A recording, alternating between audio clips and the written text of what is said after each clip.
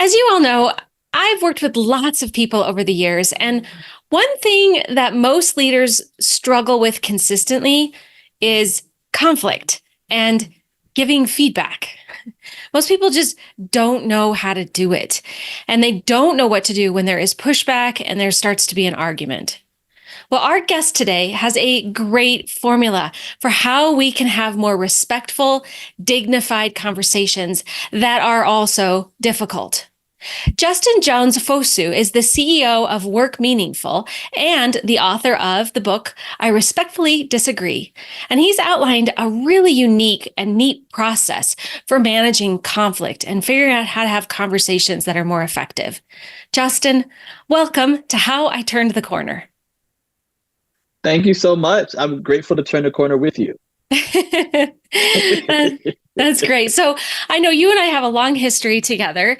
We've known each other for, about 5 years now, and I've loved watching your journey. And we'll get a little bit more into the work that you do with Work Meaningful, but I want to know, what prompted you to write this book? Can you tell the backstory? Yeah, so I've been doing a lot of work around kind of this intersection of employee experience and inclusion now close to a little over 20 years and really just understanding it. And so when we did work around the inclusive mindset, I had there's a statement that I would make in one of our modules in the presentations that I believe that that we can vehemently disagree with someone's ideology and yet passionately pursue their humanity. And there was always be in the audience like, like I was like, there's something there. But oftentimes when people come up to me and say, hey, we love the presentation or whatever, I would ask like, what really stood out to you? Like what were some of the things that were meaningful? And they would bring that up, but then they would say, Justin, I just struggle with how to do it. I struggle with wanting to do it, right? Like, and that I heard that over and over again for the last 5 years, and actually a little bit longer now. And I decided to really lean in because I was actually getting sick and tired of hearing a lot of disrespectful banter back and forth around a myriad of different issues, right? It's not just the societal things, but just life. And I was like, I also looked in the mirror and I was like, Justin, you're at times disrespectfully disagreeing with others. And so I wanted to do something first for myself and then how I could help others. And so the three things that now became my new why is one, I wanted to create a better environment for my kids that are coming up into this space, into the world. That's one that's just a little bit more respectful because some of the stuff I hear and see adults doing, my kids would be disciplined for. So that's number one. Number two, I wanted to help answer the question of how to do it. And then number three, and it's going to sound counter to number two, but it's close, is I saw that there's a lot of books when I really started digging into this on quote unquote the mechanics of respectfully disagreeing, not even respectfully disagreeing, but just disagreeing, navigating conflict, but they never got to the heart of it. They didn't get to why we should want to. I even had a conversation with someone today and she was like, yes, that's really good. Yeah, because what people say matters. I was like, no, it's not just what people say, it's what people think. Because I know a lot of people who are disrespectfully disagreeing with others internally, even if externally it comes off as, hey, I'm with you. And so we wanted to really address the heart of the issues. And that's what inspired me to really write the book. And now, I mean, I didn't plan it for the way it's coming out, but I feel like now more than ever, it's going to be needed. Not only what's going on globally around a lot of the wars and things that are happening, but also just what's going to happen within the U.S. society. Yeah.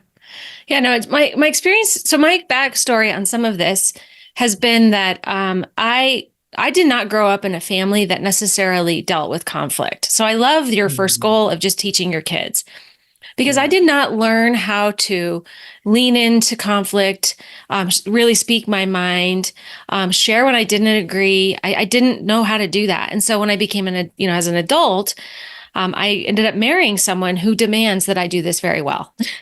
And Yeah, so I get to practice having dignified conversations like every day. I And love so, that. because he's very good at it, my husband is very good at it.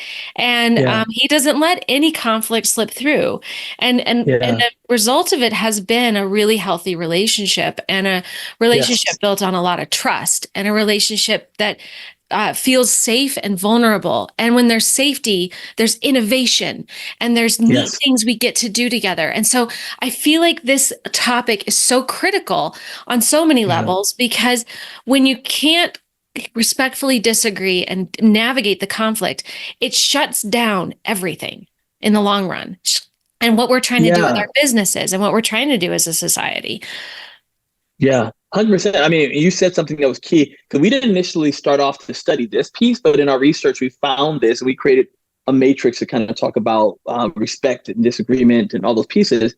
And we just wanted to initially help people to turn disrespectful disagreement into respectful disagreement. But when we dug deeper, we found people like you. And we found the voices of people like you that's like, Justin, I don't really struggle with that part. There's a whole category called disrespectful agreement.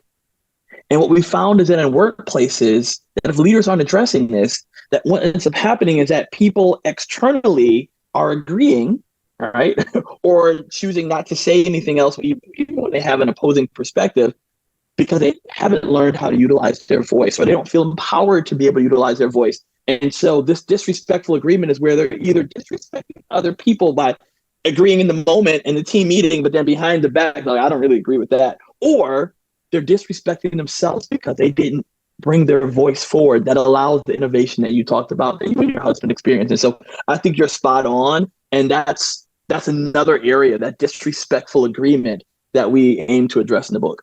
Mm-hmm. Yeah. So talk a little bit about what you teach in the book. So you sent the book to me. It's being released soon, right? Yeah. And so I got to have kind of a pre-copy, which I appreciate. So share the process with our leaders. You'll do a better job of it than I will. Yeah. So, I mean, we really take it through three phases, right? The first is how we approach it. It's the heart behind it, right? Like, while there are some how-tos, the foundation is the why-to.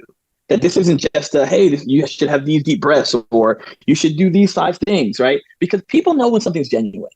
And that's one of the things that we're often, a lot of times we teach leaders, executives, CEOs, how to do something. What are the mechanics? But we don't teach the heart behind it. So I first start off with welcoming people to understand their own journey, right? One of our big chapters is on how do we learn from our past that shaped how we actually disagree or not with others, because it impacts us. And I broke down my own journey to understanding that I wasn't going to be that abused little kid anymore. So I was very disrespectful and very aggressive in my disagreements because I was playing out some of the things that happened to me when I was a kid.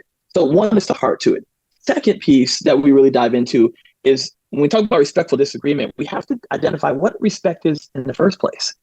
And I feel like a lot of times there's a lot of misperceptions about what respect is. Like, respect has to be earned. And my retort back to this, why?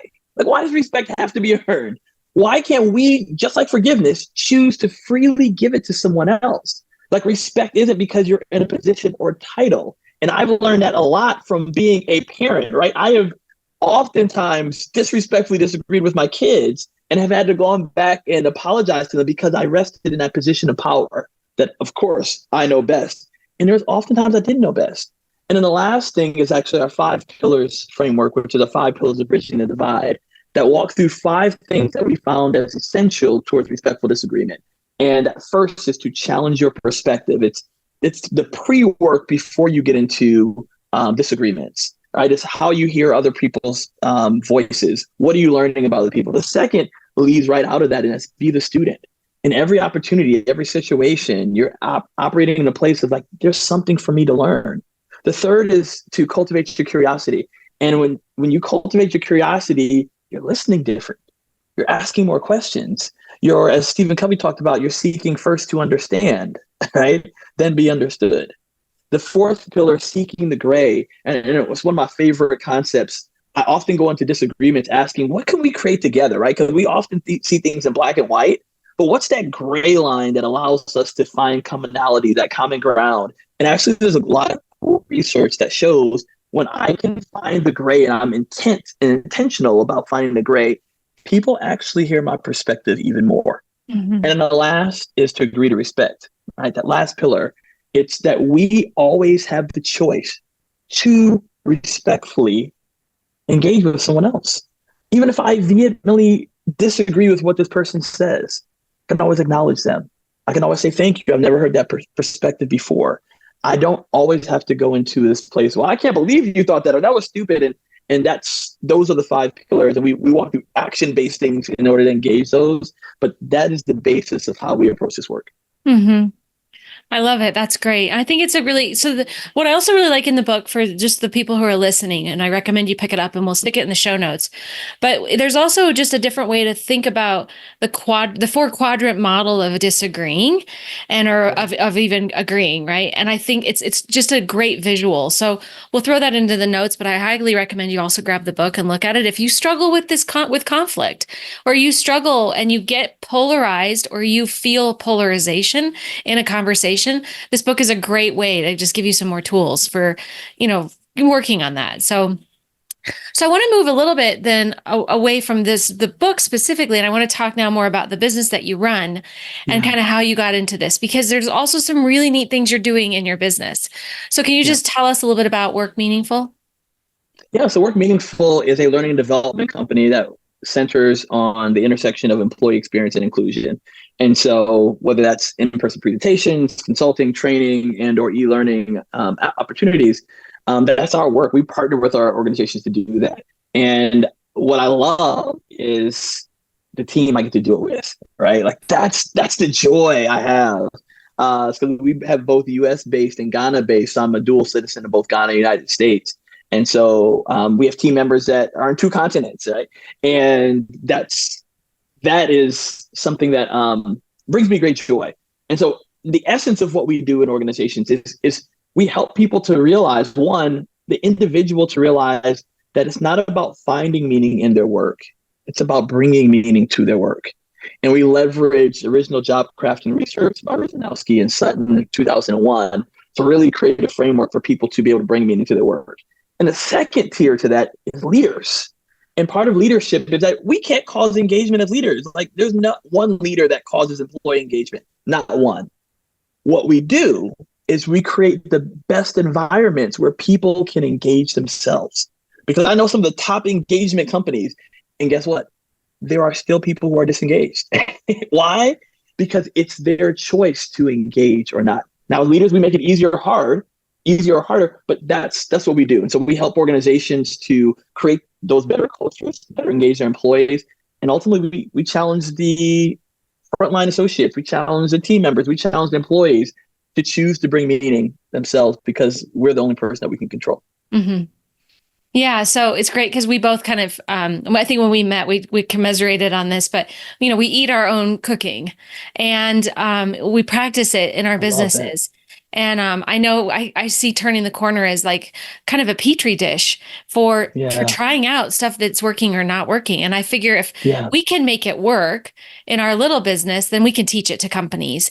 And then if we Yeah. try something and we fumble over it, we examine and go, well, why didn't that work? And is this just not a very good idea? And so Yeah. one of the things that we're experimenting with a little bit, and you're already implementing, which has become popular, is the 4-day work week. Can you talk Yeah. a little bit about what you've done with the 4-day work week? Yeah. So in the employee experience realm, I'd heard about it, heard of these companies that were exploring this and trying it, thought it was a fad and different things like that. But as I really just started digging into the research, I was like, wow, like they're showing that in 4 days, a lot of companies have seen similar productivity levels to those who work in 5 days. So our first shift to this actually began a little bit before last year, where we said, okay, we're going to try it out, right? And so we did 4 days, but we are still doing the general quote unquote 40 hours or that semblance of it, right? So we have some people who are on salary, we have some people who are hourly as part of our workforce. And then I kept doing the research. And I was like, well, wow, they're putting in long days. That's like 10-hour days into 4 days, right? Because I was like, well, let me dive in deeper into the research. And we found that 32 hours, right? And so for the hourlies, right? And then differently for the salary, but that's 4 days, but not asking them to do 40 hours, but doing 32 hours and them still getting the same amount of pay, right? So we didn't cut their pay. We kept their pay at that same amount just for the 32 hours that they were getting at the 40, because what we wanted to do, and this is the real impetus behind this for us, is I'm really passionate about self-care, right? And what we actually call self-best, because a lot of times people struggle with self-care because they feel it's selfish. But when you're self best or you're the best for yourself, you can be better for others. And so for us, I was like, what if we designated Fridays for self care? Right. And we really leaned into that. It's like, hey, we've given you this time, this space to do self care. And so that became where we are. And so our team, right here and in Ghana, and by the way, in Ghana, that's unheard of, that people have 4-day work week. They're getting paid the same as if they were in 40 hours and they're doing 32 hours. Like my team says, they, one of them doing his MBA, actually two of them doing an MBA now. And they're like, wow, like we go to class and we brag about our experience as team members at work. And people are like, you're lying. It's not really your experience. But it's because our first value, what we call our family values, is to treat them like family. And I want to ask, how would I want my family members treated? And so that's where we moved and we migrated from 4-day work week, 40 hours, to then 4-day work week, 32 hours. But we've really emphasized that Fridays for self-care, and our team loves it. We have the same productivity levels that we had before. Our team is energized. They're excited to come to work. Not every day is perfect, right? Not every day is like, yay. But I have seen an appreciation from them based upon what we've implemented. Mm-hmm. Yeah, when one of the things I've personally experienced this.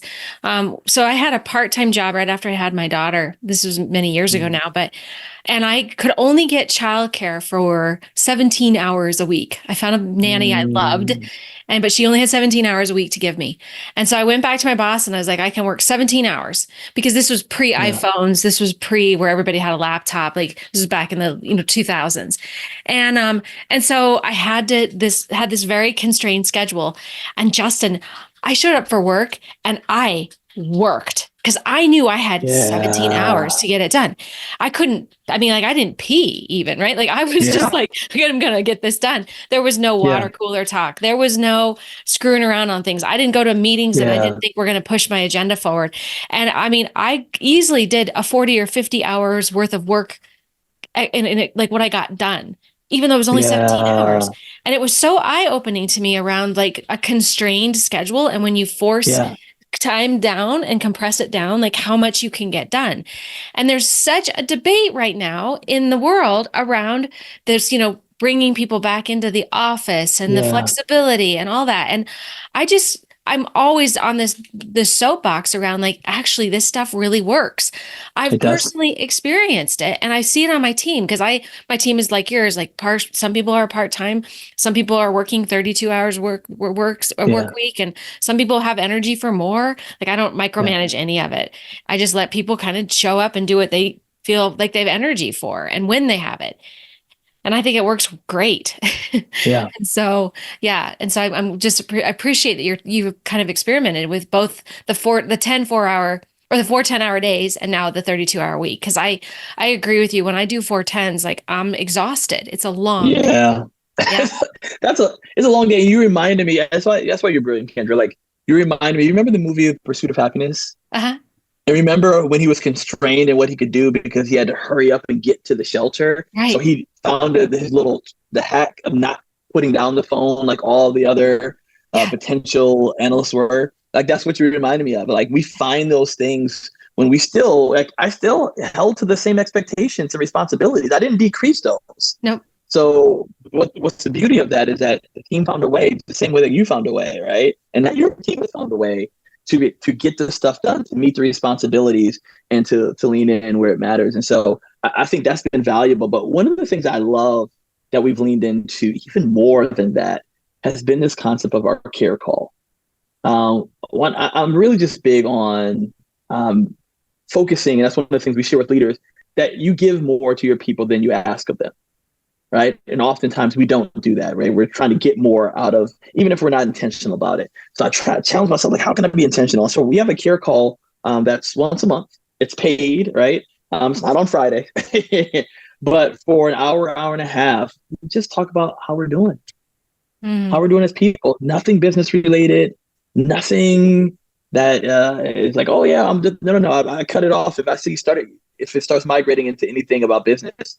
And we go through, how are you doing mentally, spiritually, physically, emotionally, right? How are you with your self-care? So we've actually created a model for self-care for 5SC squared, and we walk through How are you doing with your daily, weekly, monthly, quarterly, and annual self-care? How would you rate yourself? All right. And what are some ways that you can think about getting better?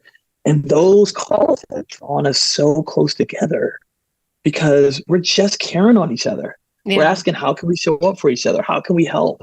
Right. And so while not every company or CEO or executive can do a care call with other employees, what if that was built into their one-on-ones? Right? Mm-hmm. That there was just a designated time just to talk and say, how are you doing? Mm-hmm. And to really engage that without it feeling transactional. So that's one of the things that when I talk about treat them like family, it's we care about our family and we don't just come home like dishes that well some people don't, right? Yeah.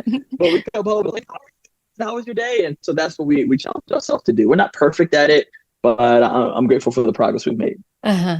Yeah, no, I agree. So we are running now in I think a really unique hybrid environment. So we are all remote. We don't have an office space anymore. We do have Yeah, an agreement with one of those sort of WeWork type places. It's a local place to our area, but and we come together every week on yeah, Thursdays for our team meeting. 3 out of the 4 weeks out of the month they're over Zoom, and then one yeah, time a month we come together face to face.